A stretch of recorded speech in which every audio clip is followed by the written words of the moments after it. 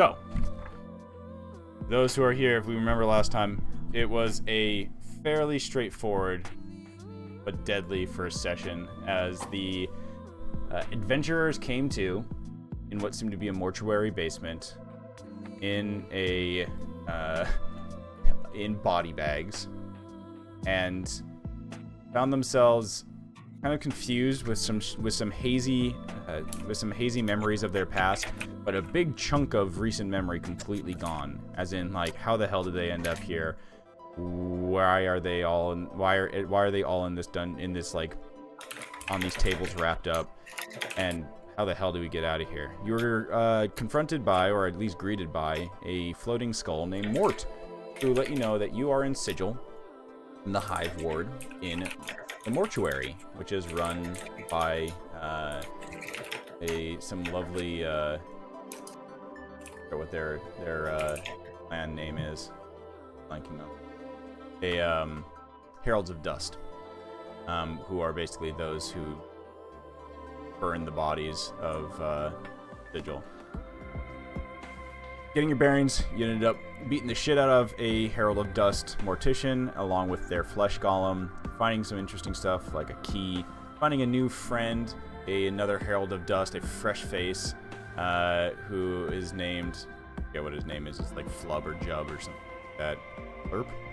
I don't know. Something to that extent.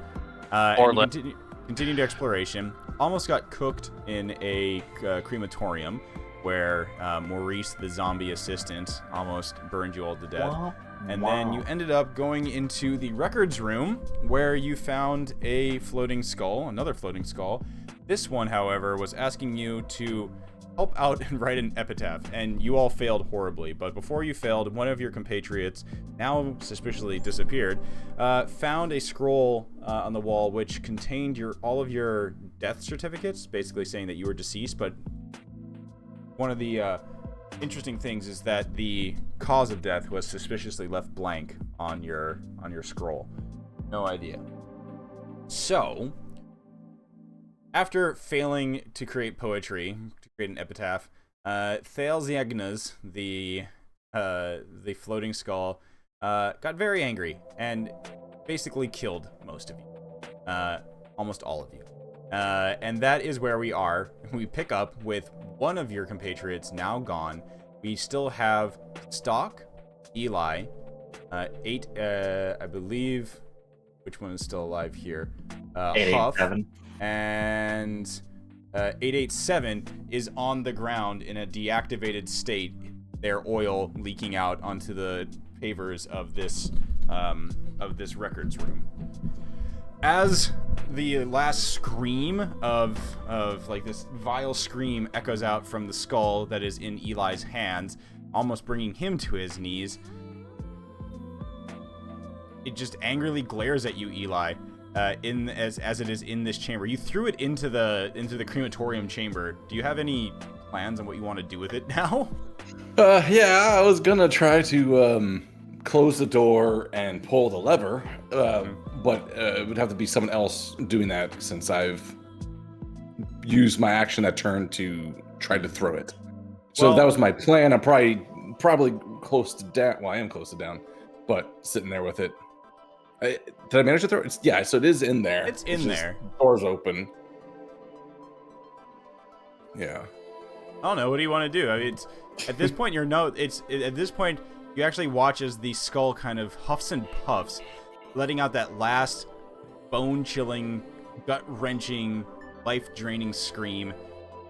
And it kind of just droops lowers to the floor, and this cat-like skull just... Let me just go back to my office. You guys all suck. Oh. What do we suck? Suck at writing poetry. Get out of here. I just want out. Take the stairs. Oh. Skull floats past you, goes back into the room, and sits down at the table. Drag that robot out of here. It's leaking oil onto my floor. You will go. Looking around, holding my sides together, I'll see no other option, look over to Stock and just sort of nod over to the leaky robot. And Huff is Yeah, I was still gonna up. say, Destroy, give me another death save. Yeah, I knew it was coming.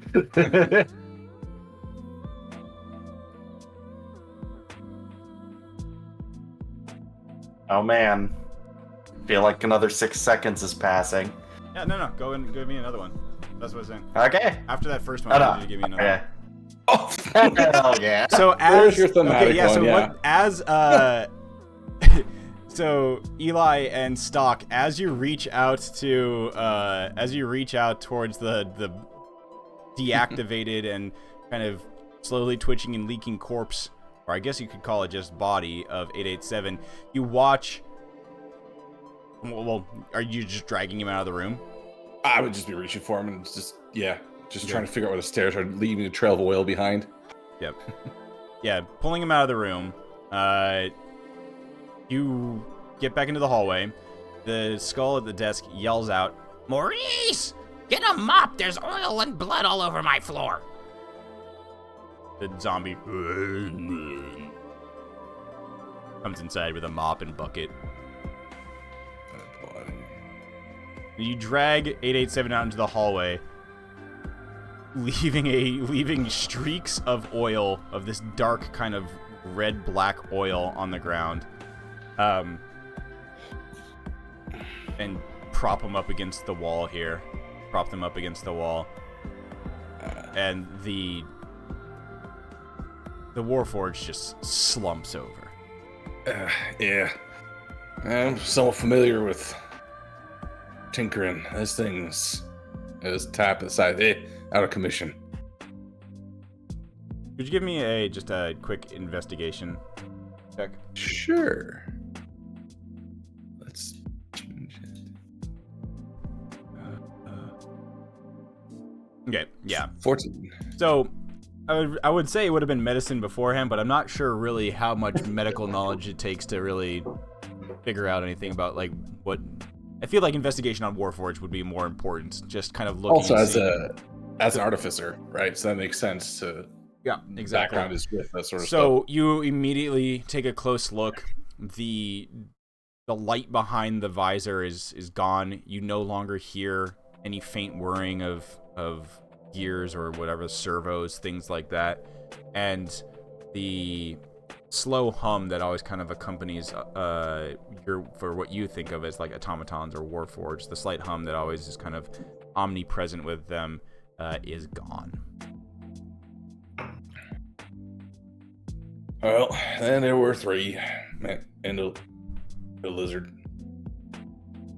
We don't know what to do with our friend. I'll turn to the skull. The skull looks Will you back help? at you. Well, luckily you're in the right place. Mortuary. Maurice will take care of him afterwards. I'll get out of Thank you, my room. Maurice. Oh. Okay. Slurp. Well, We will leave Maurice to this. Something about 5-cent deposit coming back. 10 cans. I still don't know who you are or what we're here for. I think I can wait for later. Let's find a way out. Ma'am. And Sir Blob. Stock. I don't know what you We are. are stock. You're Stock. All right. That's right. I think it's probably up this way. Let's go take a look. So, And I don't pay mind at all to the broken automaton. To me, it's gone. yeah, so as you're walking, moving up in that direction, you do see some other doors. You do hear the faint sound of footsteps as where did our friend go? I think he just like disappeared. You hear the sound of footsteps as another individual comes down the hallway and just sees you there. It's another zombie. Not Maurice, but another version of him. He rounds the corner around here, and he is bringing in what looks to be a bag of mail coming from like this direction. And as you're seeing this, They call that a ball sack. yeah, our perspective flashes over to that of you, Gastroy, again.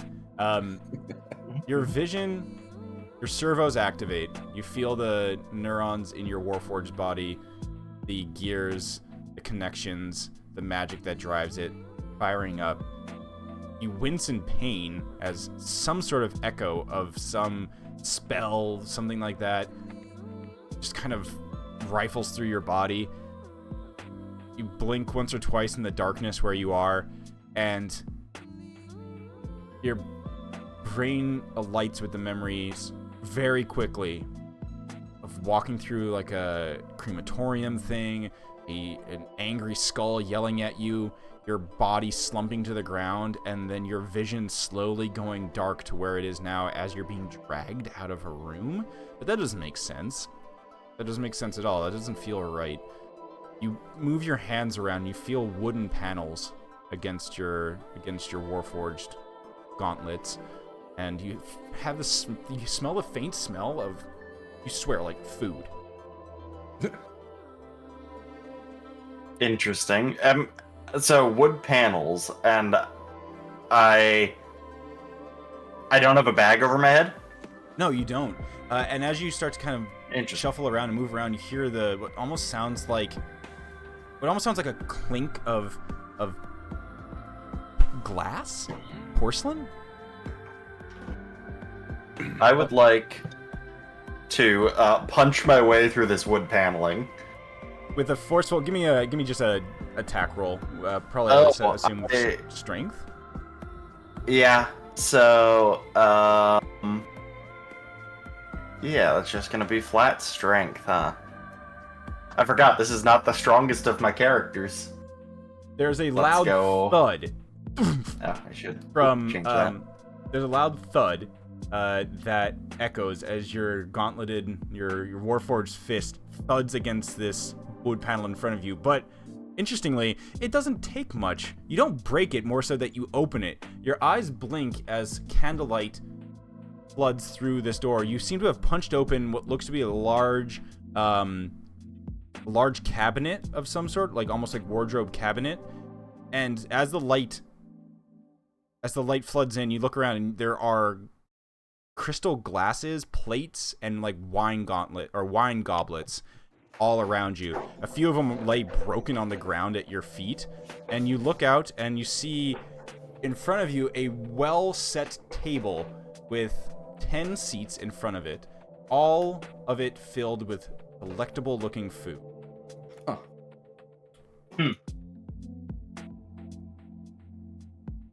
I completely ignore the food and look for a way out of the room. All right.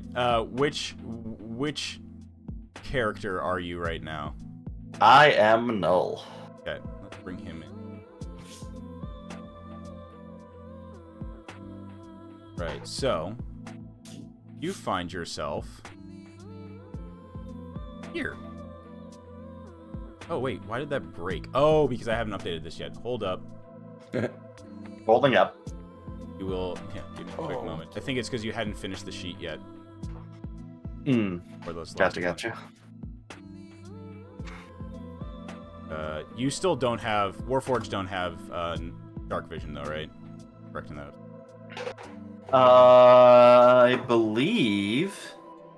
Oh, I think you're the one that doesn't. I Unfortunately, believe I do. you do.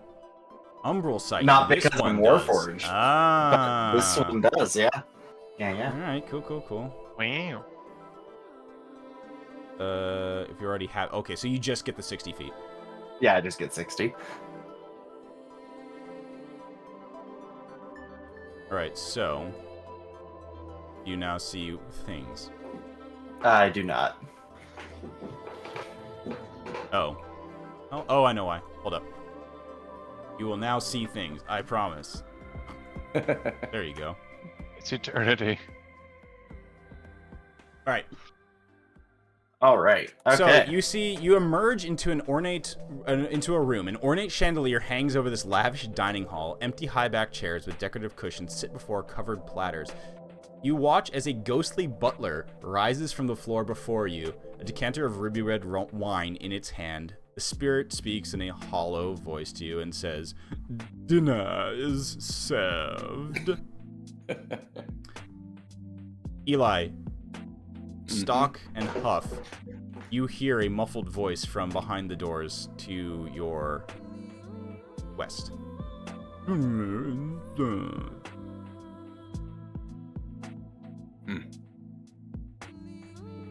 I look back at the other two. Sounds like someone's in there. Maybe they know the way out. So I'll go open that door. Door opens, and before you, you see the same setting that I just saw. And at the end of the table, you see a hooded figure. Null, what would you describe yourself as? Null is a Warforged. Very kind of like scrawny and like I would say like looks like the same model of Warforged that you saw before with 887, but defective. Like Defective. yeah, scrawny, like smaller frame, like whereas like there was like heavy armor plating on 887, it looks like it's kind of just stripped of the armor plating and is kind of just like the wireframe underneath. Oh, cool. Okay. So We're close enough that it's frame. it's Just a frame model. Yeah, and then but otherwise looks like completely identical, including the well, actually no, in this case not. But yeah, and with the exact same gun as the other one. Okay. So Eli, you look across the table, and you blink your eyes as you swear this is basically like it could be 887's sibling. Oh, I'll be damned. Another one. And Null, you look at the door, and you immediately recognize Eli. But it's very confusing. It's like it's a once again a deja vu kind of feeling where you're like, yeah, I know that face, but I shouldn't know that face. Where are they from? Kind of thing. Mm-hmm. But then the memories kind of surface into your mind, burble up from the depths, and then you start to see those kind of faint images in your warforged neural pathways of Eli dragging you, but not you, out of a room. What felt like days ago, maybe, but not really. But I don't know. It's confusing to you. Yep. So unfortunately, my voice changer is not going to be working today. We'll figure it out next time.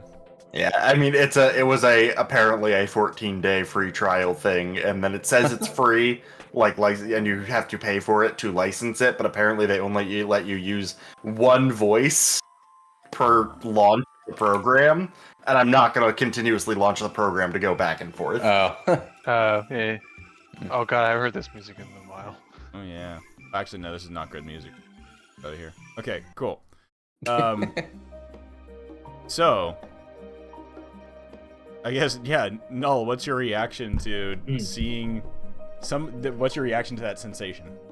Yep, I just kind of look Eli up and down. It's like, I think there's something going on here that's not quite right. And we all have the same deja vu-ish feeling when we see each other, right? Yeah. It's not. And Eli, you look at Null, and then you like crane your head back around the corner, and the 887's body is still slumped against the wall there. I will come out. The ghostly butler looks sadly at you and at Eli as well and says, "So, no dinner?" I can't eat food. In That a is- completely good. Unfortunate. And so that like stunned, like trying to process what's going on, just looks over. No food, ma'am, but stairways. Which way that? Stairways are to the east and then to the north. All right. Thank you. Such a waste of yeah, good food. How rude. Absolutely, problem. it's poisoned as fuck. Just throwing not that my out problem. I'm gonna close the door. So Null, as you step out into the hallway, you look left and then you look right, and you see 887 slumped Like, are you stuck? Yeah, I'm stuck again. These doors are. Then you look around and you see Eli doing the walking, just sliding in place as his tail is caught in the door and he can't move. I'm more interested in myself. Crouch down over the body of 887. So this is me? Now, hold your horses. What do you mean? You look the same model or whatever, but I recognize both of you somehow. You're you. Have memories of dying here like this. Another me might be correct. I was defective and abandoned after my creation. I assume this one was me if that never happened. We're just another model? I don't know. I just don't know what I think about all this. The fact you all seem familiar is the most disconcerting bit of this all. I have a question. Does the rifle of 887 sit next to him, or Nope. did that vanish? Yeah, that's gone. Okay, there's no dupe clips or glitches. No dupe glitches. Good to know. Good to know. Oh, that's a good point. So it would be the same one. And see, that's gone. You have it. Yeah, it's on Null's back. Well, Yep. damned. And I will say it does probably look a little different, but it's like the same like base model essentially. Like it started in the same position and it kind of has been tweaked since then. Sounds like I've Huff always is- had this. Yeah. But it was Before just they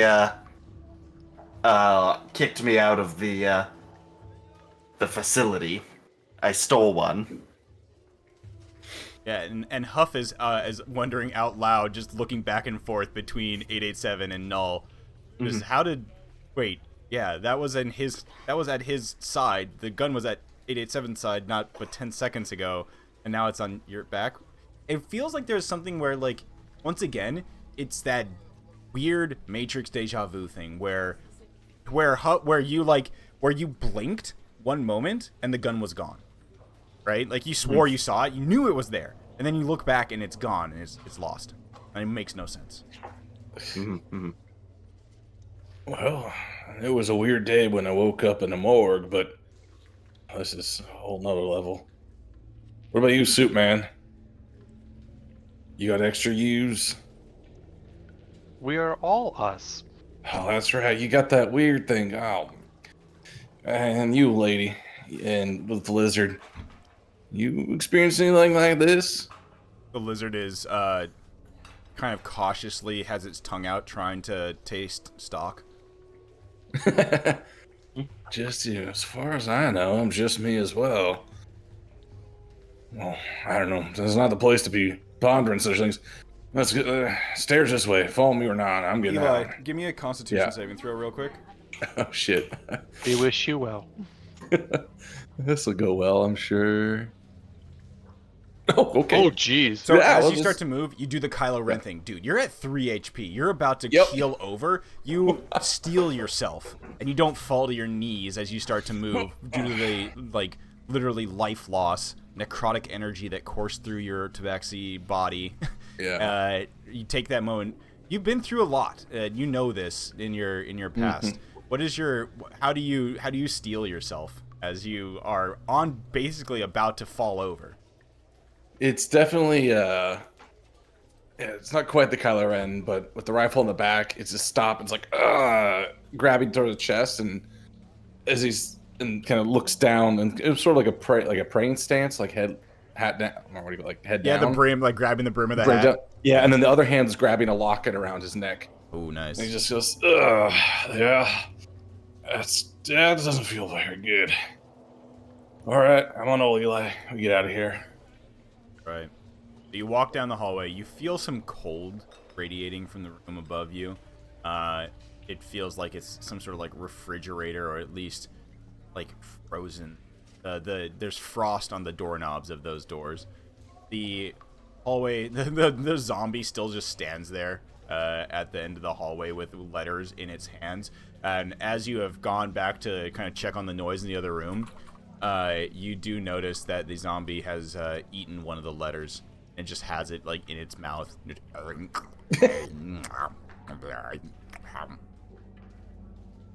That's odd.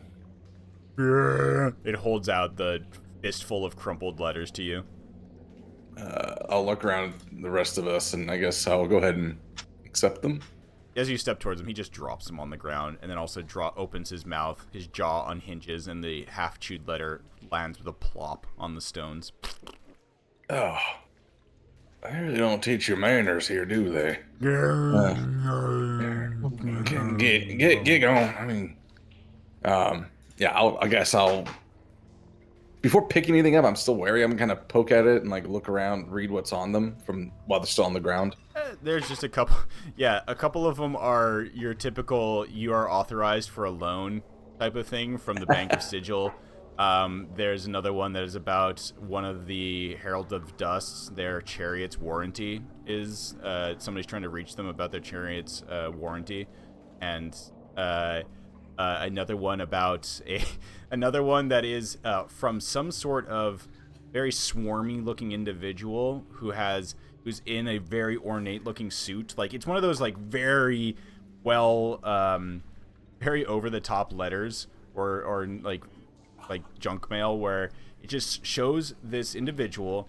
He looks like he is a tiefling with golden, like gilded golden horns, sunglasses on, a ornate purple suit with a gold tie, rings on every finger, his arms crossed, looking at you sternly, and it says, "Lost a loved one to portal mishap. You may be compensated for your troubles. Call this number, or go to this address." Or it's basically like portal injury lawyer. That's great. I'll just show that to everyone else who's here. City folk are weird. All right. Nothing of interest other than just a junk mail pile? The rest of it is just junk mail bills. Okay. Their gas bill's really high. Wonder why. Shock. Yeah, you look back and you just see Maurice absent-mindedly pulling the fucking fire lever over and over again. All right. So, you go towards the stairs, and you see at the end of the hallway, as was told, there are stairs that lead up and out to what looks to be cellar doors at the end of it. All right. I'll just look back, make sure everyone else is, even though I don't care too much, it feels a little bit weird leaving people behind. So I want to figure out what's going on with everybody. I would assume they're at your heel. Yeah. Would probably, All right. Let's see where this goes then. And just head up. We think it goes up. Yeah. So, you all walk up the stairs and push open these cellar doors. The four of you, leaving behind, remembering that there was a fifth with you at one point, but you seem not to remember as the weird brain static just seems to have disappeared. You emerge from the mortuary into a dilapidated city square. There are stacks of jumbled tenements, grimy hodgepodges of lopsided architecture joined by rickety bridges, looming over the persistent, low-hanging fog. An impossible city unfolds around you. Bladed buildings rise on all sides, the urban sprawl spreading along the inside of a gigantic torus. You look up, and you see city above your head. It's very disorienting. Not even almost, very. The metropolitan ring curves upward into passing clouds, disappearing behind the haze. We find you.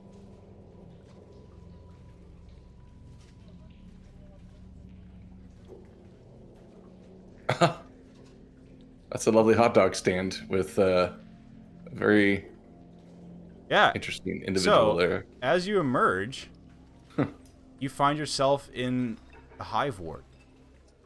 Okay, you look behind you, and you can see the smokestacks of what seems to be the mortuary of the Heralds of Dust. the smokestacks billowing up into this foggy haze above you all.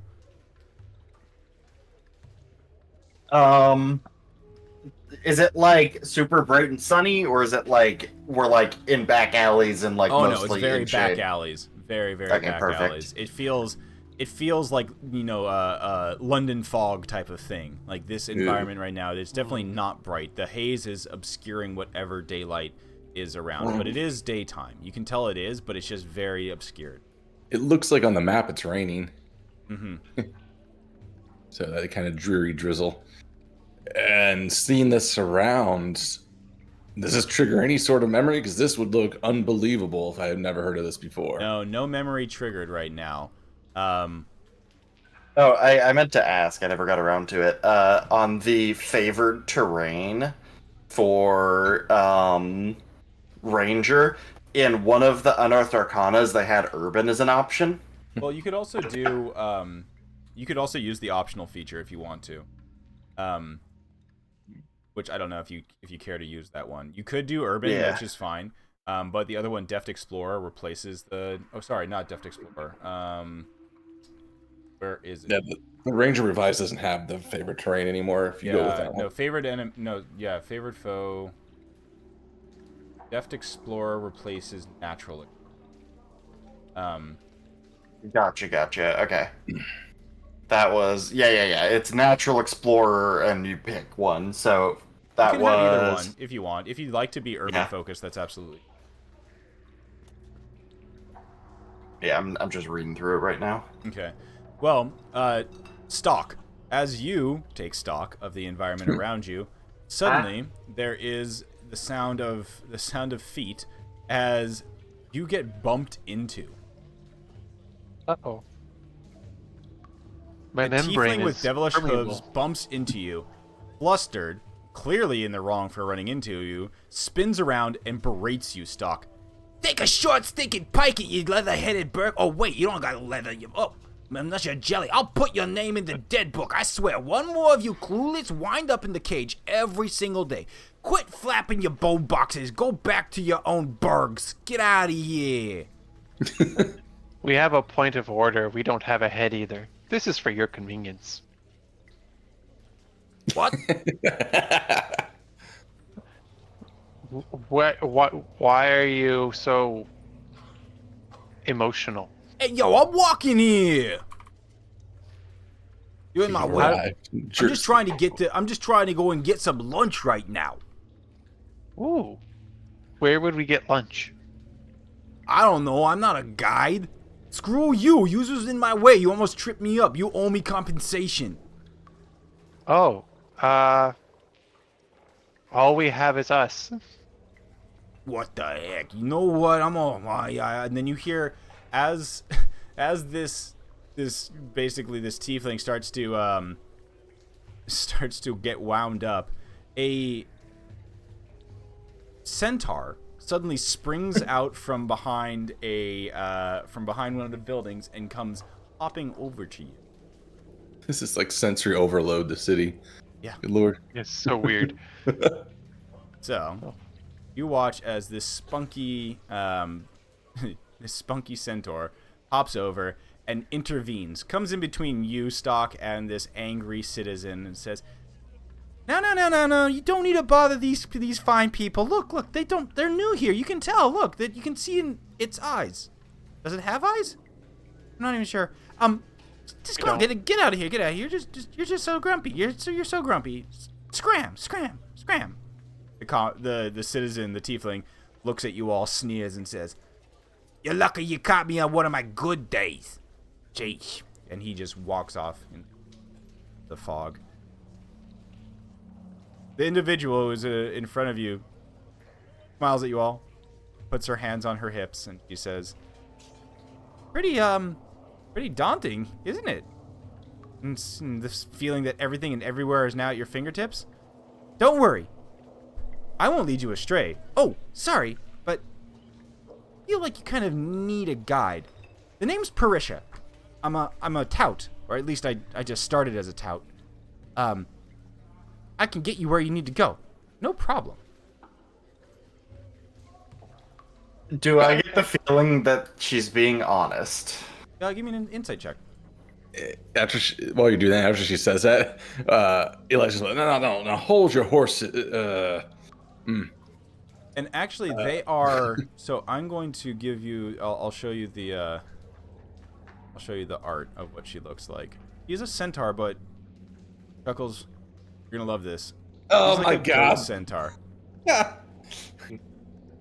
oh, that's hilarious. Hey, Euclides. I don't know what you want to get out of this. We don't want any scams or hustles. We're just trying to find out. Looking around to the rest of you guys, I don't know what the hell we're trying to find out now. Oh, I can just kind of tell from your demeanor that you're new here. And no, you kind of get no yes or no from that inside check. From what you can tell, she's being genuine and just is looking to help people. Well, let me explain. I'm a tout. We're guides in Sigil. If you need to get anywhere, if you need to know somebody, if you need to get in somewhere, I'm your girl. And well, I just kind of am looking to break into the tout industry. I'm a little bit new, and you four look like to be very good first clients. I mean, not first clients. I've obviously had tons of other clients, but you just look like you might be in need of my assistance. We would like assistance, yes. Excellent. I do have a small fee. It's just you know, There it is. I gotta make a living. You gotta make a living. It's a job. It's a job. It's just 3 gold piece a day. That's all. And it's just a flat rate for all 4 of you. You don't need to pay per person or anything like that. Oh, we don't know how to get gold. You don't have money? We don't. We did just come out of a mortuary. Oh, you came out of the. What did you do to piss off the heralds of dust? Also, you look like you're about to die, Mr. Kitty Cat. Don't call me that, but yeah, I'm not feeling too hot. Do we need to get you to a doctor? I can show you where a doctor is. I would rather not. Oh, you're one I'll of be those fine. type. You don't trust modern medicine. I do believe that he would require a veterinarian. Oh, we have those as well. Well, our doctors are. Don't worry, Mr. Warforged. Our doctors here in Sigil, we get all kinds here, right? So they know how to deal with anything. I mean, hey, look, if he needs to go to a veterinarian, I would need to go to a veterinarian, or at least a veterinarian, 50% veterinarian, 50% doctor. I was gonna ask which one you go to. Depends on where it hurts. I I do most of my own repairs. just stare. Just like, it's still kind of overwhelmed by all this. Speaking of making a living, is it a thing here that you don't really die? You just sort of come back? No. People, if you die, you die. That's why? That's weird. Why do you ask that? No reason. Huh. Unusual. I Anyways, died. Are you looking to hire me or not? I can get you where you need to go. Fine. God, this is hurt my voice. I reach into the pack and like a little side satchel and I pull out 3 gold pieces. Fine, just get us someplace. I need to get out of the street. Oh, of course. And she takes her hand out, takes the gold, puts it into a pouch, and you look and see that. Okay, Eli, where did you decide that you're from? Oh, it's definitely Eberron, Kabara, and Eberron. So, those who are not, I would say probably Null, you would recognize the coinage. But both Huff and Stalk, you see Eli take out of his satchel or little coin bag some strange looking coins that you've never seen before. Odd shaped, odd imprints on them. But Parissa, the guide, she just takes them. Not like no problem. And she looks at them and she goes, "Oh, yeah, you gave me a little bit too much here. I got change." And she gives you back like gold, like I guess another gold piece, Eli. That is a gold dragon gold piece. And I've never seen this before. Yep. Still trying to pull a fast one even after I gave you coin. What is this? It's gold. Oh, you see, you don't. Sigil's the city of doors. I recognize your coinage. You're from Eberron. And, well, the coins that the gold I just gave you is from Faerun. Everybody from everywhere comes here, so we accept all forms of payment. Visa, MasterCard, all of that kind of stuff. Don't worry. You Even accept Discover. PayPal? Oh, PayPal? Yeah, PayPal, Zelle, Venmo. Take Dogecoin. I believe it's called Zariel in here. So. Zariel. Sorry, no. Even though we do take all Dragon things, card. cryptocurrency is still not. The Lady of Pain does not accept crypto here. Unless you want to go to a Mavericks game. Oh, now, giving this, I would get a little more time. I don't remember if I decided if I would have even heard of this place yet or not. What is the likeliness of that? Give me a history or religion check. Given that I am somewhat educated. Edumacation. Yeah.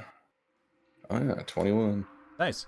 When she mentions Sigil and the City of Doors, you do, in the back of your mind, recall something about hearing about it from some sort of arcane studies or anything like that, where more or less there resides in the center of the multiverse a city that is the nexus of all the different planes of reality, and it is Sigil.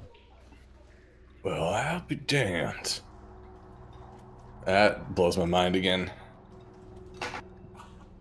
Mind blown. Does anyone else, or I guess, never mind. So, as you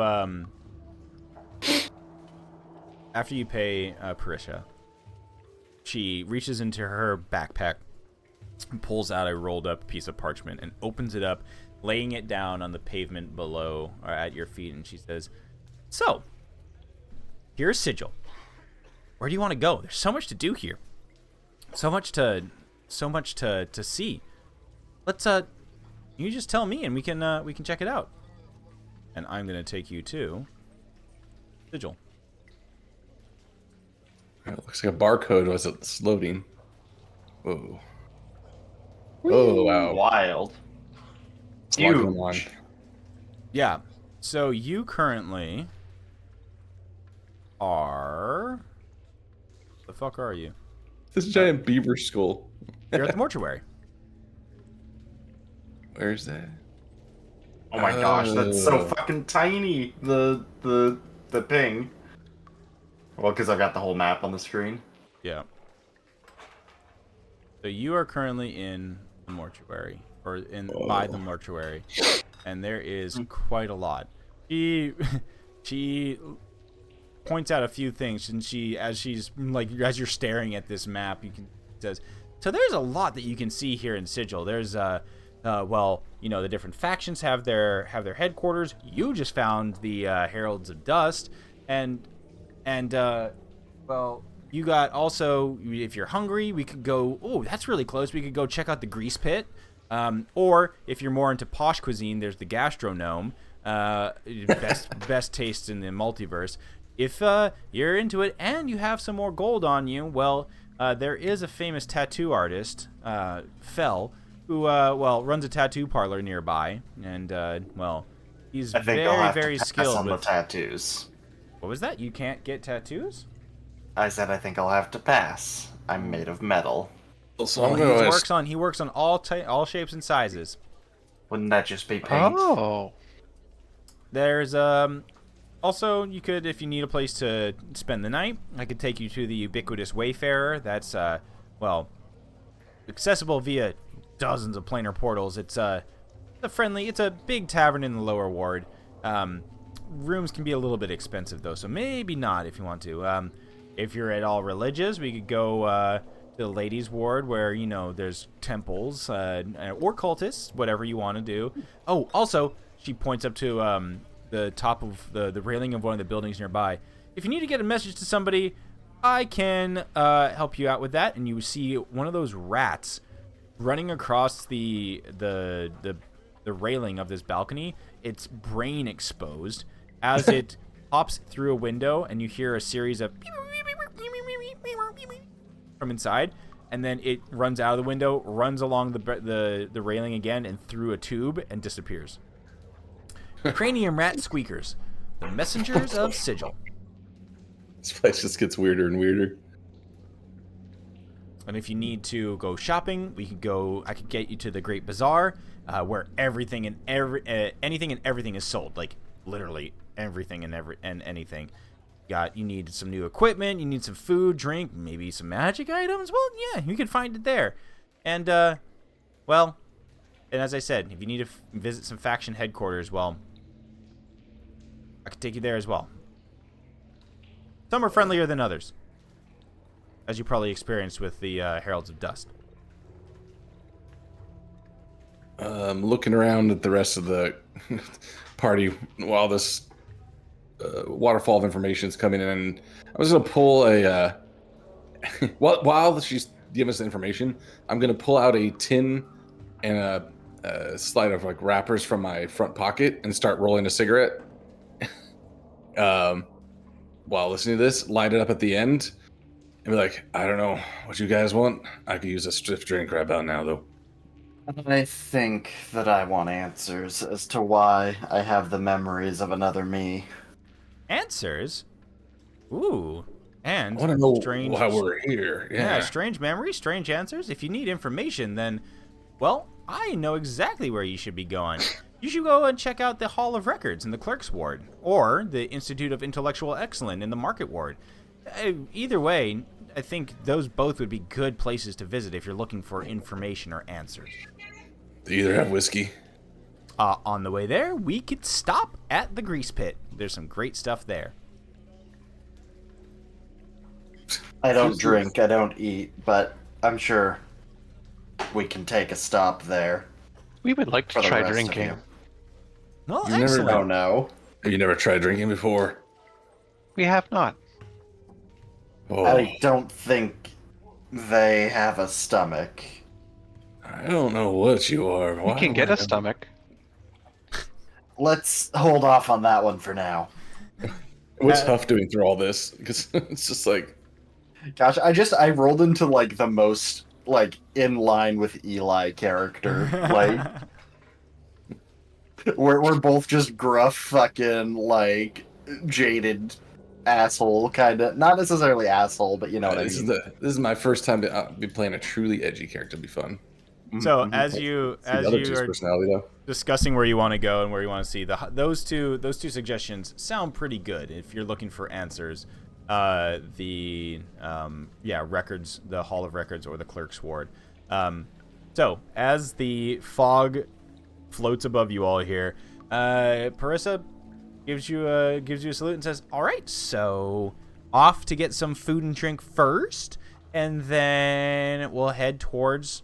What do you think? Hall of Records or the Institute of Intellectual Excellence?" I think we're Probably searching. the latter. Oh, I would say the former. We could do Records both. sound more interesting, but Yeah. What direction are we heading? Well, I can go look at the map again because it's fucking really confusing. So you are back to the map. If you're in the Hive district right now, you're by the mortuary. Let me Yep. look and find where. Armory, Fortune Room, Barracks, High Courts.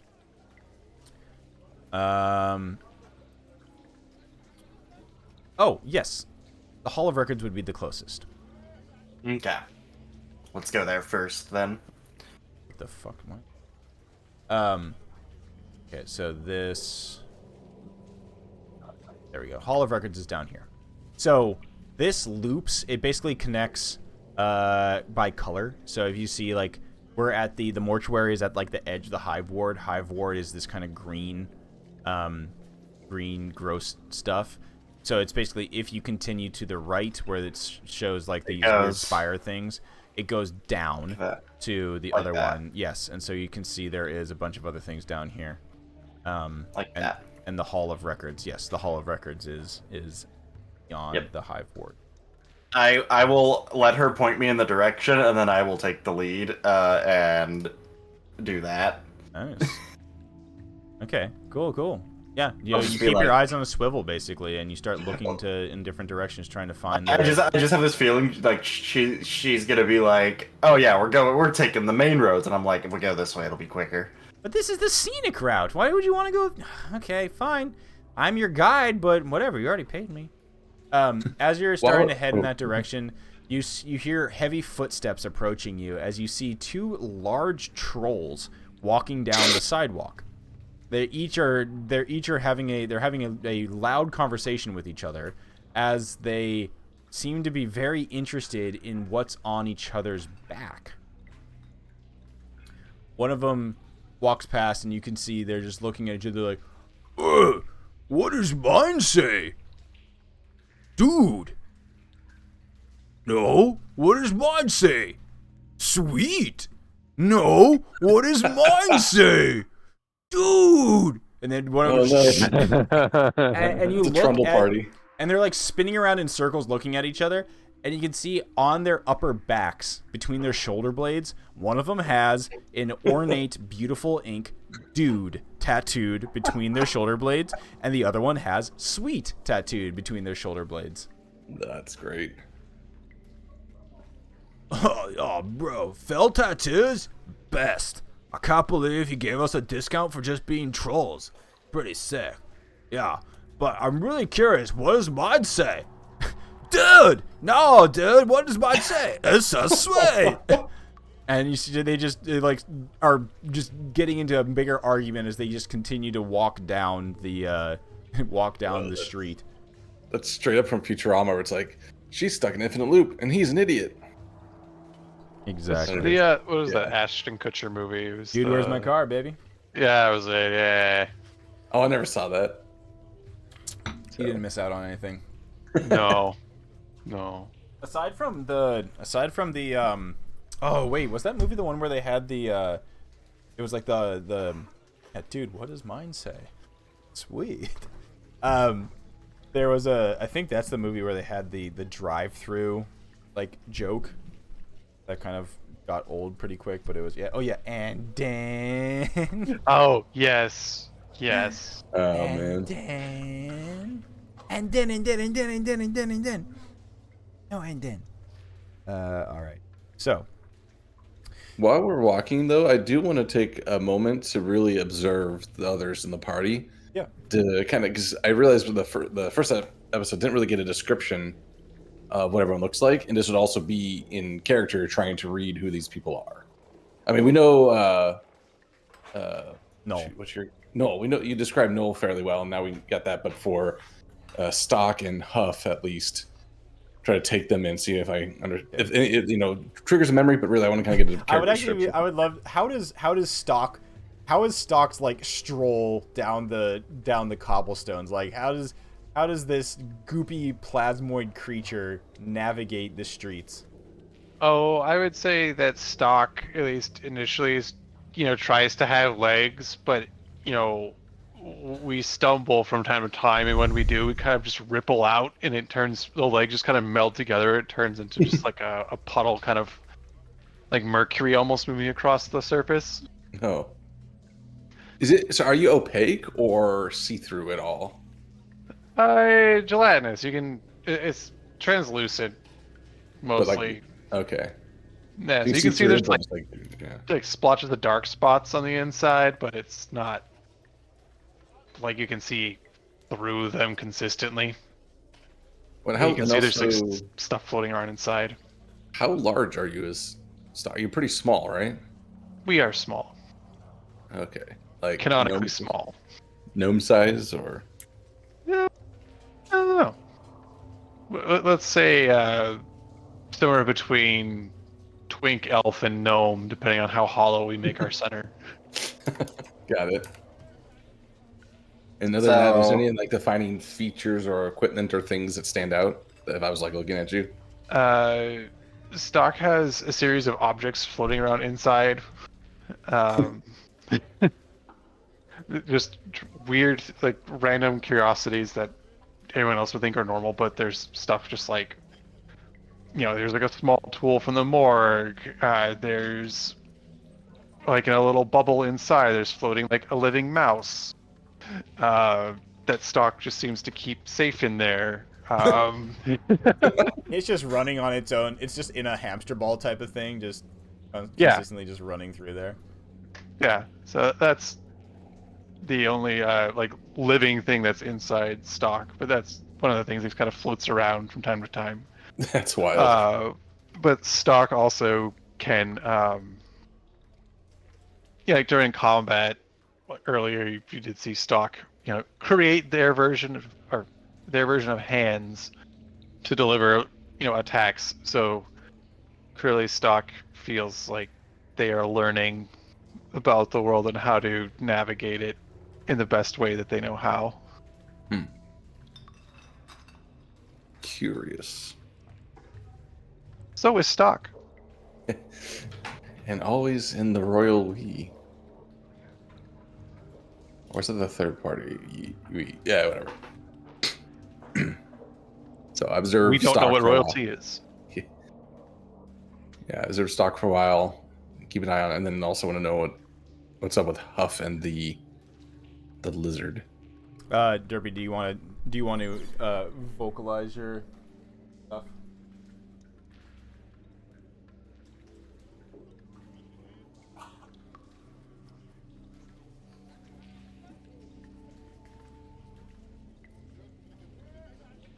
Good. I mean, it was like. Okay. I mean, Excellent. Hi. Hi. Sorry, I'm trying to. We're just starting school in 3 weeks, and my mama brain is freaking out. What is Huff? Huff, Huff, and Puff. Huff's an air genasi. That wasn't. Pretty low key. Kind of. I mean, definitely like I had been on the outskirts with Puff for a bit. So nothing flashy, really. Outside of me. Any like particular features or dress or anything that stand out? Not specifically, no. Just I mean, kind of like airy, white hair, and she's got like an airy about her. When she speaks, it sounds like a thief. The just her general, I would say, ethereal. Well, just kind of. It feels like there are no hard lines like around her. We know how that goes. How else to describe that? But generally, kind of like, well, she was kind of off the beaten path. Not like the garb is basic. What?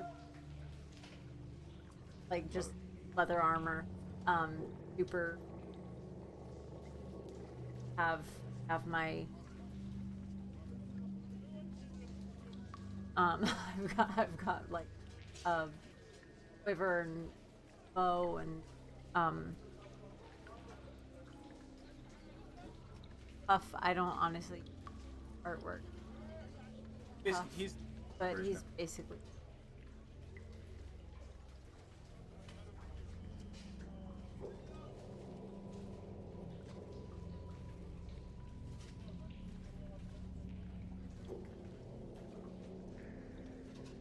And watching, like for example, if I'm trying to get a read on you as you're walking, you don't.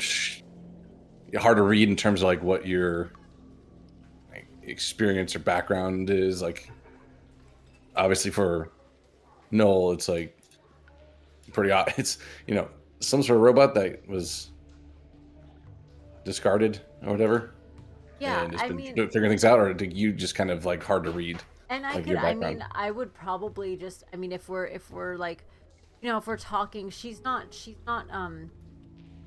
not necessarily secretive about her past, and it's not necessarily hard to read. So just there, I mean, she's very protective of Drake, of her Drake, of Puff. Um, sorry, I still have fact that uh she's very protective of Puff, and essentially like her what she was kind of tasked with protecting this thing, and she kind of ran off and back loose to hide away in an effort to protect what Okay. ended So, up being this dragon. Um, so to be pretty clear, like like if we're walking through the streets, it'd be clear like your instinct would be to like protect, like Correct. move it out of the way of Very much bonking so. people, stuff like that. Okay. Very much so. And being as non discern, like not, I don't want to be flashy, I don't want to be noticed. I would It's to rather blend into the hide away. background. Yeah. Yeah. Okay. I would rather Got hide it. away. I would rather do our own thing and not be surrounded by possible foes or Puff, or um that was kind of my that's definitely the vibe you get. It's not secretive, but it's Got definitely it. Not secretive, but trying to not attract attention. correct. Got it. So those are okay. Makes sense. Those are things that Eli would be picking up, then watching, Oh, very easy. watching you Like walk around. it would be very like, it's not like she tries to. She's not shifty eyed, like looking for trouble. She's not. She's not. It's not like rogue like of sneak. And I guess that's the other thing. It's not sneaky. It's just like Unassuming. Yeah. Yeah, like I don't want to stand out. I'm just gonna do my thing. I'm gonna protect my Puff. Got it. But there's really nothing that's out about her. Aside from being an air. Exactly, that's what I said. Like, There's- aside from being an air genasi, like, which in itself is kind of like a weird thing, because again, it looks kind of ethereal. Not in this a high elf though. Not like this. Like, oh, shiny, like bit ethereal. Not in a way. And then, yeah, Any given more given our attention current, grabbing than the fact that I said, given our current company and what we've seen so far in our brief time here, probably you not. definitely don't stand out at all. Probably not a big thing at all. Yeah. And is Okay. perfectly happy with it. Excellent. So, as you all are making your way down the streets, I love the idea that Null and Parisha are basically having this tete-a-tete, like, back and forth, where she actually is not, I would say she's not offended, Null, by your insistence of like taking side streets and things like that. She's actually, you can see as she like, shows, as you show a side street or a direction that's a little bit different, or you point something out, she has like a little notepad out and she's like, oh, that makes sense. Okay, yeah, we should take that way. You're helping me out here. Do you think maybe you should have a job as a tout? That would be pretty useful, wouldn't it? Probably makes decent coin, but Hey, 3 gold those- a day is 3 gold a day. It's a living. that is by definitions a living. As you're walking down these foggy streets, the first thing that kind of stands out to you all is you start to approach what seems to be a food cart up ahead, and even though it is on this map, it is as you've been walking, and you smell the delectable smell of what seems to be cooking meat. I can't smell. I love Other than that. I would smell and be like, realize I am probably pretty damn hungry at this point. So yeah, the ahead of you, you see a very interesting sight. You see what looks to be a large slime-covered individual pushing a rusty cart down out of an alleyway.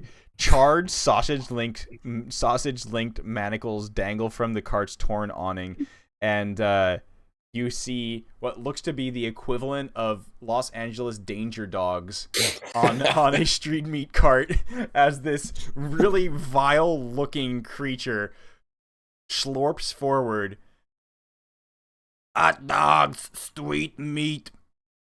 Get it while it's hot and it is cauterized.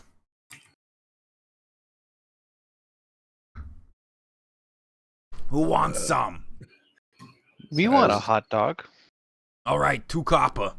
I found a GIF that's been Eli's face the entire time we've been in this city. Eli, you have this money, right? I have a few coin. Eli, give me a This one- quick,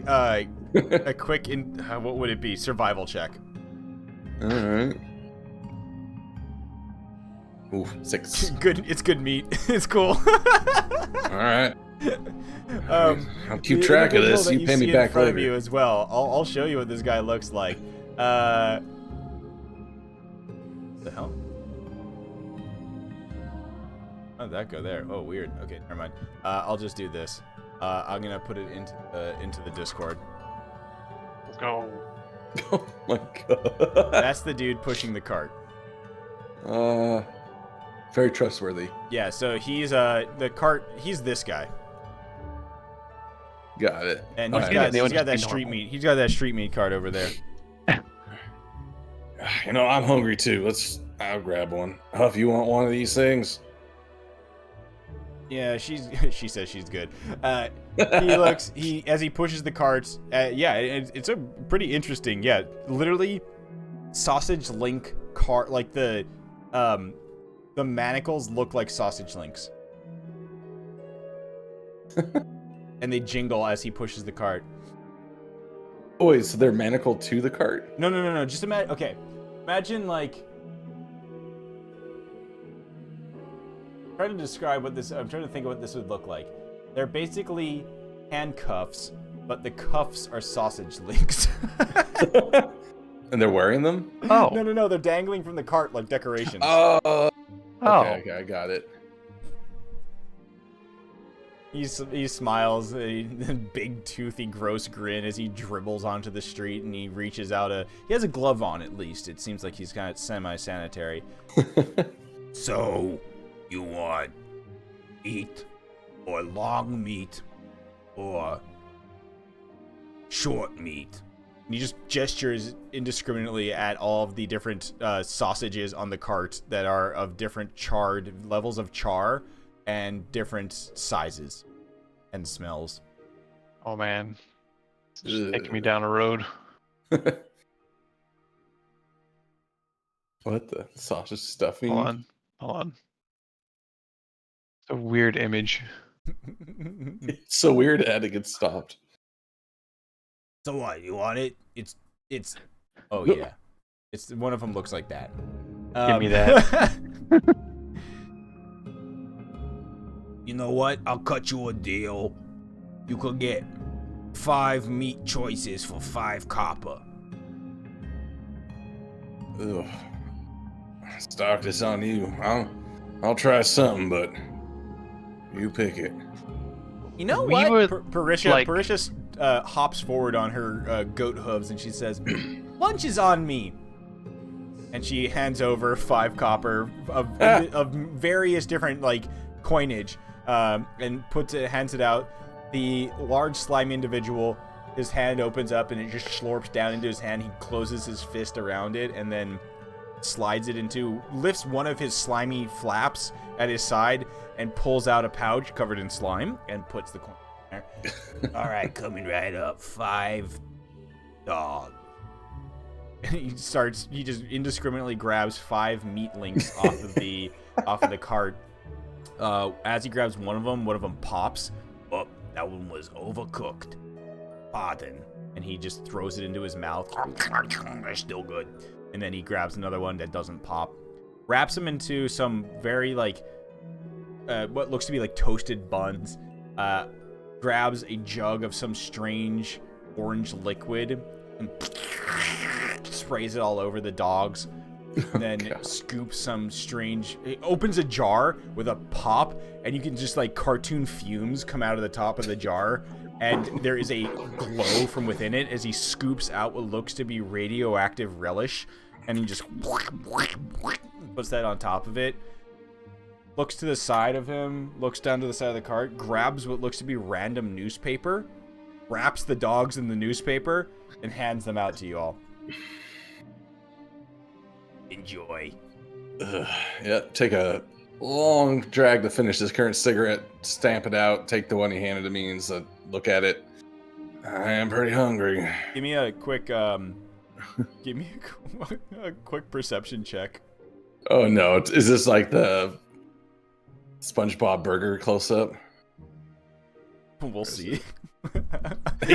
Okay, as Eli, you hold the hot dog up to your and you take a look at it, and it looks back at you. Oh God. Pause for a minute. I'm looking if anyone else has eaten theirs yet. Yeah, basically you see like an eye stalk coming out from the hot dog. How is it, Stock? Any good? We don't know yet, and then like an extension will come out, encase the sausage, and then Stock's head will shrink down to be very small, float inside their body up to the mouse, and then pull the hot dog. The rest of the hand will go inside Stock's body, bring a piece in, and then give some of it to the mouse, and then the little tiny Stock head will also put some in its mouth. And they'll sit there thinking. The head'll get bigger, come back out the top. We like it. Am I getting the vibe that Stock is the mouse? We are not. Seeing that remarkable performance like I've never seen before, I'm taking your review in kind, and I'll go ahead and take a bite from the non-eye Stock. You see the hot dog is still just sitting in Stock's mouth, not moving anywhere. It's just hanging out. It's just floating behind the head. Yep. Behind the mouth. Mmm, tasty. It has a little tiny mouse bite out of it. Yeah, so Eli, you take a bite of it. It's actually quite tasty. It's quite good. It's probably some of them, like, you get a flashback actually to a night out on the Eberron Prairie at the homestead. Stars above your head, cloudless sky, fire crackling before you as you roast up some strange game that you just had like killed earlier that day. Over the fire, smell of its fur burning off, and you know it basically reminds you very much of just maybe nights out there in the wilderness where you just had to catch what you could. So gamey, it brings back memories. Yeah, dude. Could be hallucinations. Could be memories. Huh. All right, not bad. I'll just go ahead and finish it. Yeah. No, you say you don't eat, but would you attempt to consume a dog? I've got nowhere to put it. Word. As Parisha had it gets handed to you, you hear a soft snuffling noise as you look down and you see Puff, Huff's little dragon, like at your side, wagging its tail, looking hungrily at the dog. Oh, I will absolutely feed this to Puff. We want to know if feeding the dog to the dog is good. Well, it's a dragon, so it's okay. Yeah, that's fair. But Puff will just go and just just fucking throat down that dog, like, no problem. Oh boy. Did you have to phrase it like that? Yep. Cool. You've seen dogs eat hot dogs. You know what's. Yeah. You know how it go. Mm-hmm. Would Huff eat Hot dog. All right. Would Huff give said hot dog to Puff? All right. Puff gets another hot dog. So Puff is now very, very full as you guys continue to walk down the sidewalk, leaving the leaving the hot dog or the strange meat cart behind you. Also, by the way, the name of the creature that thing is wild. Let me see if I can make the nameplate. Yeah, so you can see what the nameplate is. You see that? Kelubar Demodand? Hey, Demodand and the Demophan are back? Yeah, dude. That's all right. Kelubar. Yeah. That's a name or is that it's a creature. It's a creature type. Wow. Yeah. So one thing that's really cool about this sigil supplement and all the things that come with it is the fact that they introduce a lot of creatures that are from some of the planes or some of the the outer planes that we don't usually encounter. So Kelubar Demodand is not only a funny name, but also they are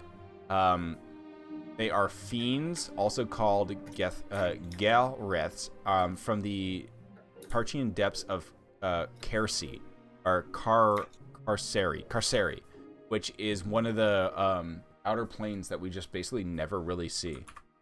Carceri, that's like a prison, right? Yep, it's a prison plane. Yeah. So that's one of these. It's just interesting that this place it introduces a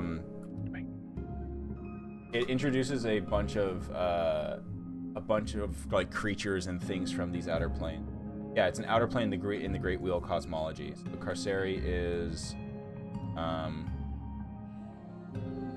it is one of the lower planes. Yeah, it's down there. It's basically there's the Abyss, Carceri, Hades, and Nine Hells. So yeah, interesting, right? Like, so this is a Demodand that has escaped Carceri and has opened up a street meat cart here in Sigil. That's so fucking wild. As one does, I suppose. Yeah.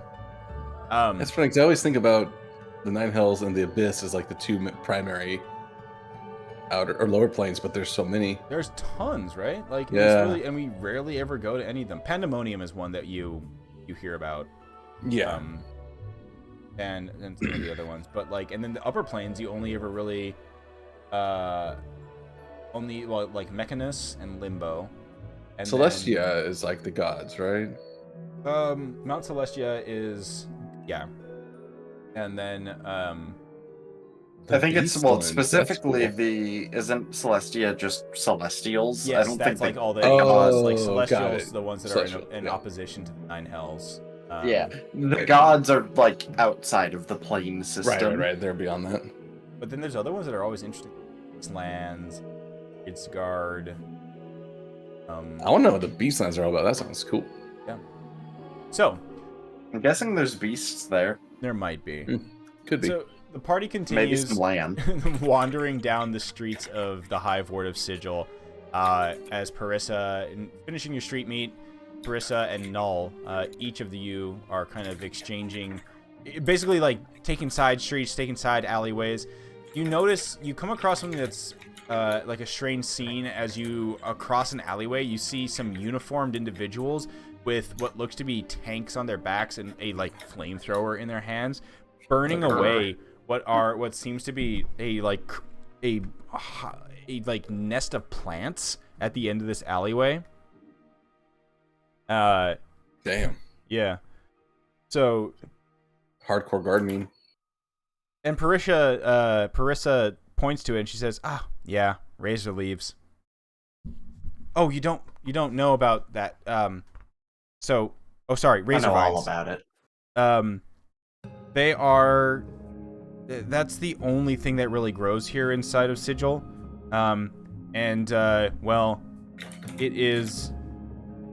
It looks like black creeping ivory with broad glossy leaves and razor sharp stems and thorns. And basically she explains pretty interestingly that sometimes citizens of Sigil will let razor vine grow like around their homes to deter thieves.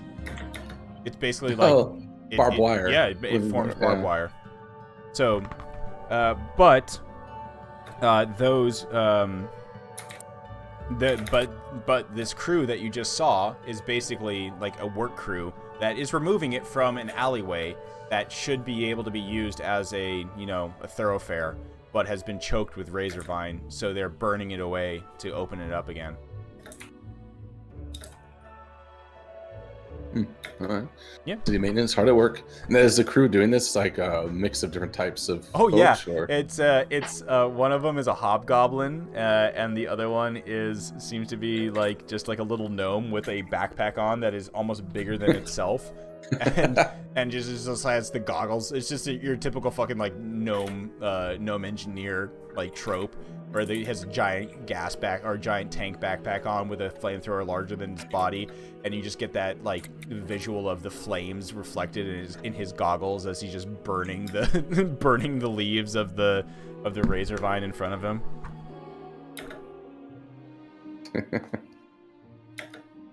All right.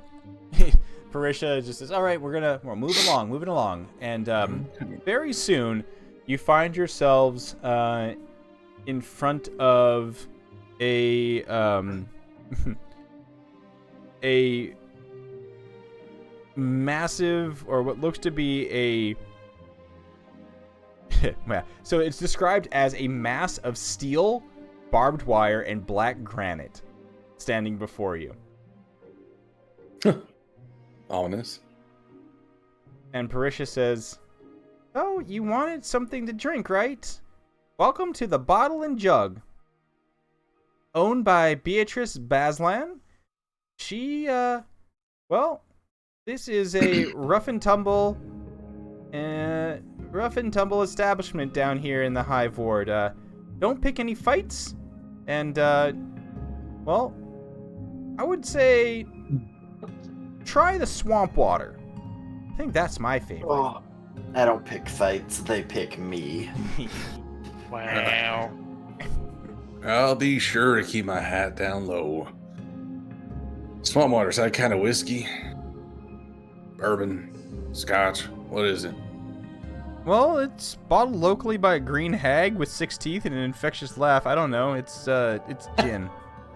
It actually says it's gin. It's gin. Well, I guess that'll do. Sure. Y'all want to come in with me? Let's take a quick drink, steady the nerves, and we'll get going. Didn't realize we were in fucking London. Yeah. This place is like every city ever squished together. It's funny. So I will actually pull the trench coat collar up, hat down, and kind of walk in. It's not the first seedy bar I would have been into, and know the drill. Got it. Well, as you enter the bar, we're going to take a quick break, as I'm going to go settle River as he just woke up, and we'll be back with just a little bit more time here in Sigil as we explore the city more. So, be right back. Hell yeah.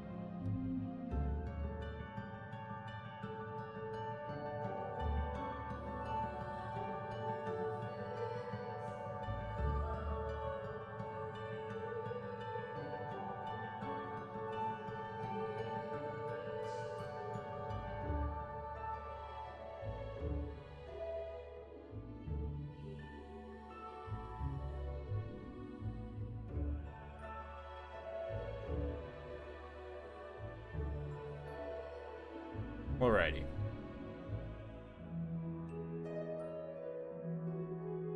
Shoot it out. I think we're here. I don't know if the story's back yet. Nah, I've been here. I've just been chilling. Okay. Sneaky. So, back over to. So, find yourself outside large establishment.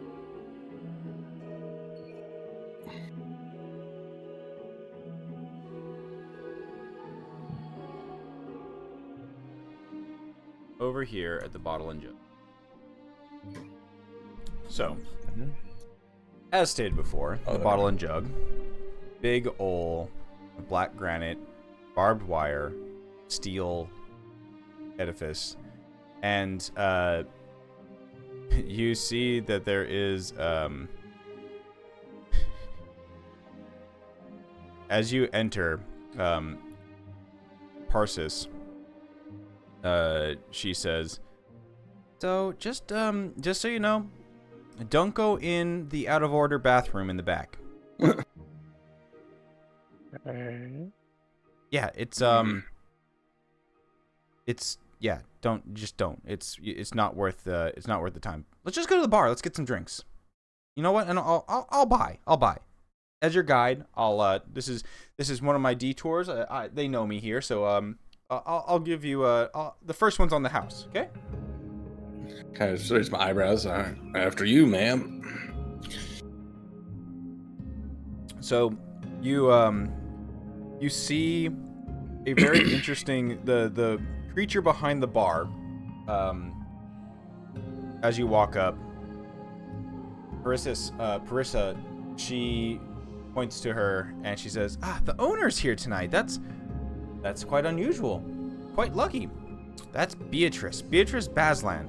And you recognize her as Arrhenius, which is a fiend of some type. But interestingly, she does not have wings, which is very unusual for an Arrhenius. Interesting.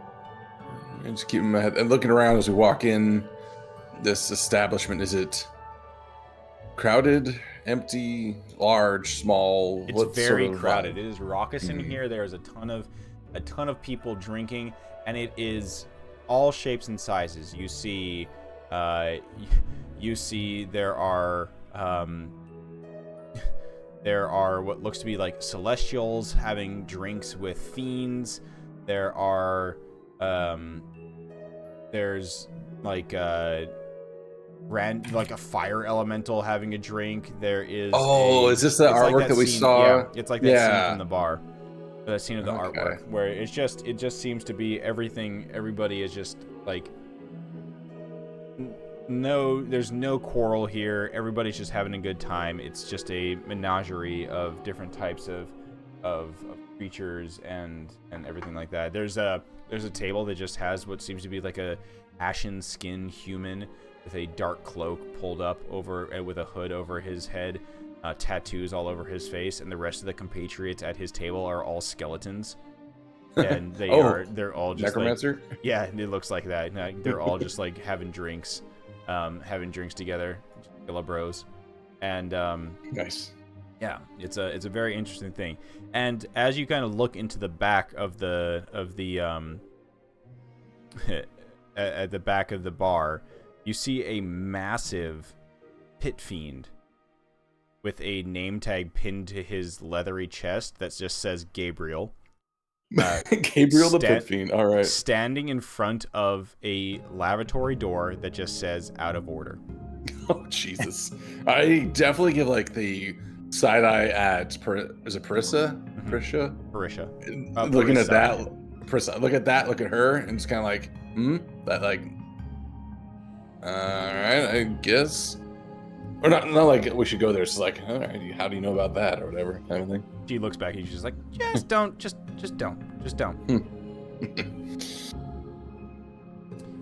You walk up to the bar and Parissa leans over it, her goat hooves kind of stepping onto one of the edges of a stool. And she leans forward and she says, Beatrice, nice to see you. Beatrice, polishing a mug, looks back at her. Hey, Nice to see you too, Parissa. Looks like you brought, guests. You're doing a little bit better as a tout, it seems, now that you, got your hooves underneath your feet. Looking good. Interesting group you brought here. Parissa nods. So, you think we could give them, some of the specials? It'll be on me. You know, put it on my tab. Beatrice looks back at Parissa, looks to you all. Think they can handle it? He looks to I the can't group drink. and yeah. Oh, you're a Warforged. I recognize you. I mean, you don't drink, but I think, there might be something that you could, you know what? I have something for you. And she pulls out, she pulls a bottle out, in a rectangular bottle, and it has a tiny cog for a cap. And she says, look at this trick. She pulls the with a pop, she pulls the top off and puts the cog on the flat surface of the bar. And you watch as the cog cap rotates like a gear. This is, Interesting. call this 8 squared. Small batch, amber hooch. Great for mechanists. I'll give it a shot. Perfect. She pours you a glass on the rocks. Got some other good stuff here too, and if you're interested. We got Anim's blood. We got Chaos Frog. We got Golden Gout. And we got Swamp Water.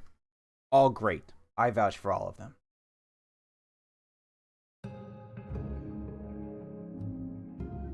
I'm without saying that, I'm gonna look over at Stock to see what he's gonna get.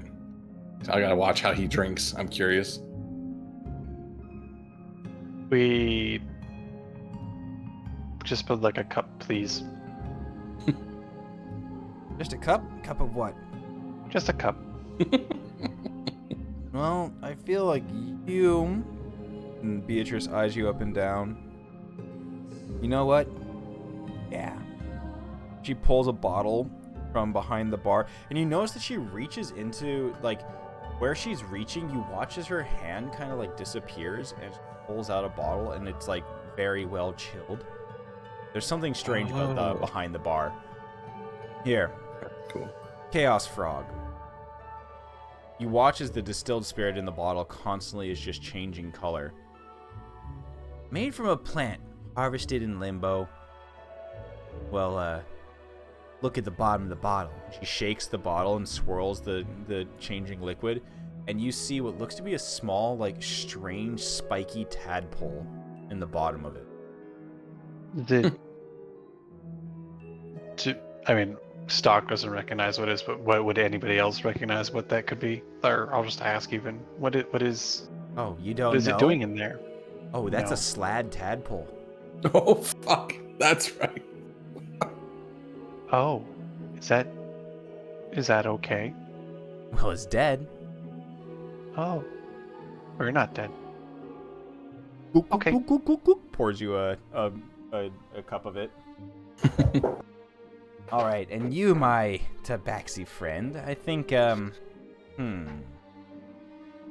I've had the rawest moonshine from the frontiers of Kabara. I don't think there's anything here that I haven't seen yet.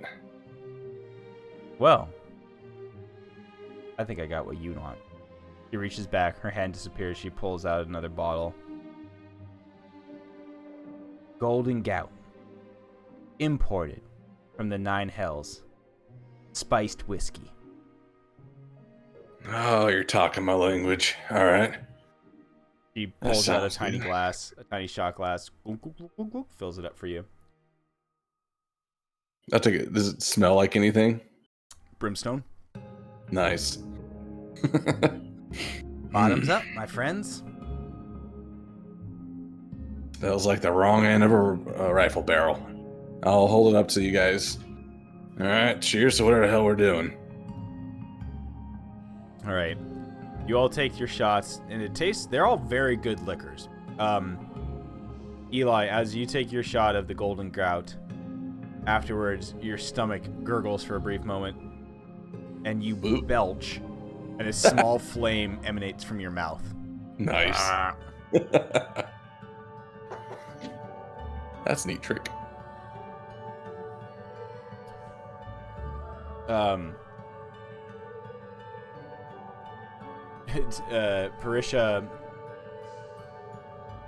Parisha looks to you all and she just says, "So, looks like you got your imbibing. If there's anything else you want here before we head out, you can check it out. The clientele can be a little bit testy sometimes, and once again, don't mess with Gabriel or Gable. It's not Gabriel. Gable. Oh, okay. Looking over my shoulder at him. Gay libel. No. Noted. What was the bartender's name again? Beatrice. Oh. Well, that was a mighty fine shot. Appreciate that. You have any just regular whiskey, bottle to go, I can just buy, take on the road? Bottle to go. Yeah, of course. Well, Just something basic, nothing too crazy. you got coin for it? I should. That's just ridiculous. Well, how much would that set me back? Gold. Oh, sure, I got that. Pricey for whiskey, but I need it. And I'll pull out a gold. She reaches back, her hand disappears, and she pulls out a cold bottle of some good-looking whiskey. Perfect. Appreciate it. I tip the hat. I'll grab the bottle. Perhaps we'll be back round. Okay. Head back out to the Parissa leads you all back out to the. She says, "I'm glad you didn't go to the back rooms there. Just so you know, that lavatory, if you can get in there, well, it's a blood sport fighting pit." Turn around and head back in. I won't. But it is. That is very much Null's bag, though. You can always come back if you're interested. Yeah, as a player, I'm That'd definitely be make note cool. of that. Yeah. You just gotta just talk with Gable, get yourself in. But don't worry, we'll get you where you need to go. Let's keep heading out to the Hall of Records. We gotta. You know what? We got food to get to. Let's head there. We're gonna make our way to the grease pit.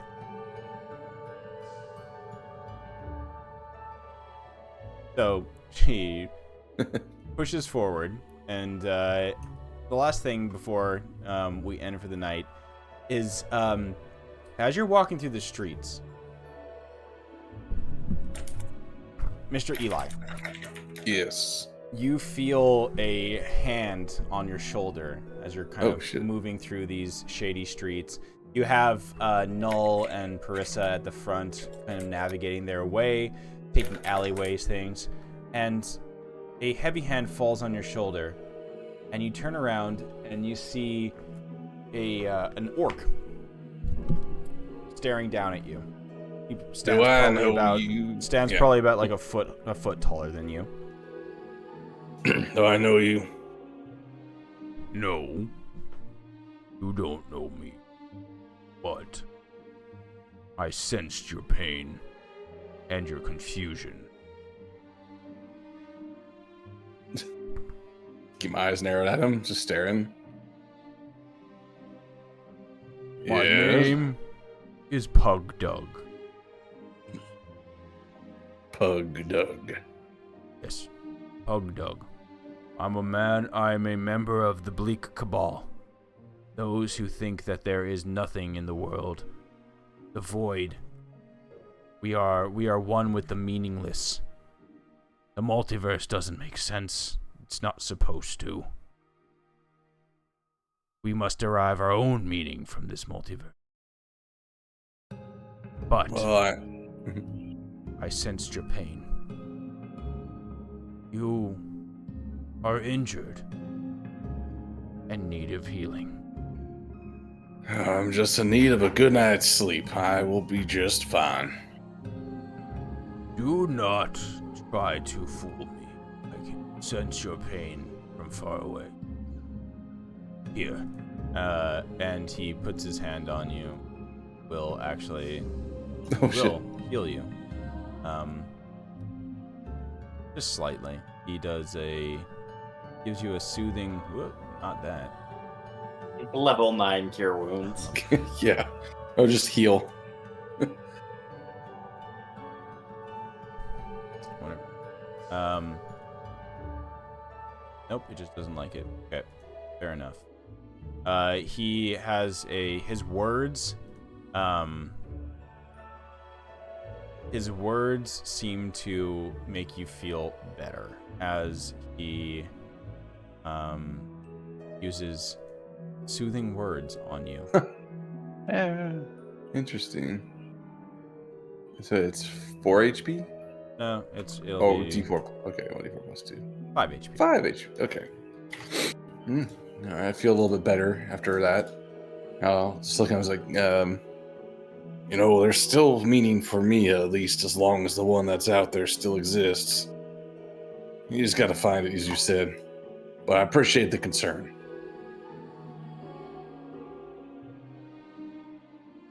He nods his head. If you ever need to discuss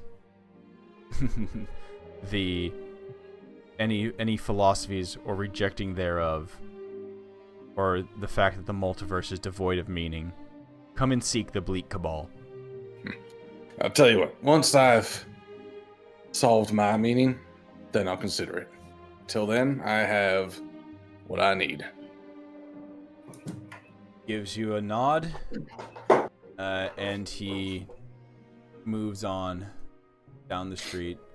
You see, wait, so you can see what he looks like. That's him. His kind orc eyes. And he also, the Bleak Cabal, they kind of have this just like, I don't know, a little bit of like a ragdoll or like a vagrant-esque look to them. Wearing rags. Oh yeah, and that looks just like the vagabond armor set from Elden Ring. Yeah, but it's Same very idea. much of that variety. The group continues down towards to get some food. You guys are heading towards where Parissa says the grease pit is. But we do a quick flashback to the mortuary where the where the Heralds of Dust reside and where you just escaped from. And you see some strange-looking individuals, guards dressed in crimson red armor, bladed pauldrons, and these strange hooked halberds at their sides. They are talking with that fresh recruit from the Heralds of Dust, the one that Stock met. And we overhear from the camera's perspective, or from the view's perspective, talking about how they saw one or two of these individuals that came out of a morgue in the mortuary die and come back again. And you watch as the camera watches as these red armored guards take notes and start to like speak into what look like to be speaking stones and start to head out into the... Ooh, interesting. So we got the men in black after us, or in this case, men in red, or whatever it was. So that was at the mortuary, Yes, though? at the mortuary where you guys Okay. escaped, where you guys left, where you found yourselves and escaped from. And we'll stop there for tonight. Okay. I want to make sure that that Eric is okay with River. He's kind of fallen back asleep, but I'll go and check in on that. And Alright. I'll be right back in a little bit. Okay.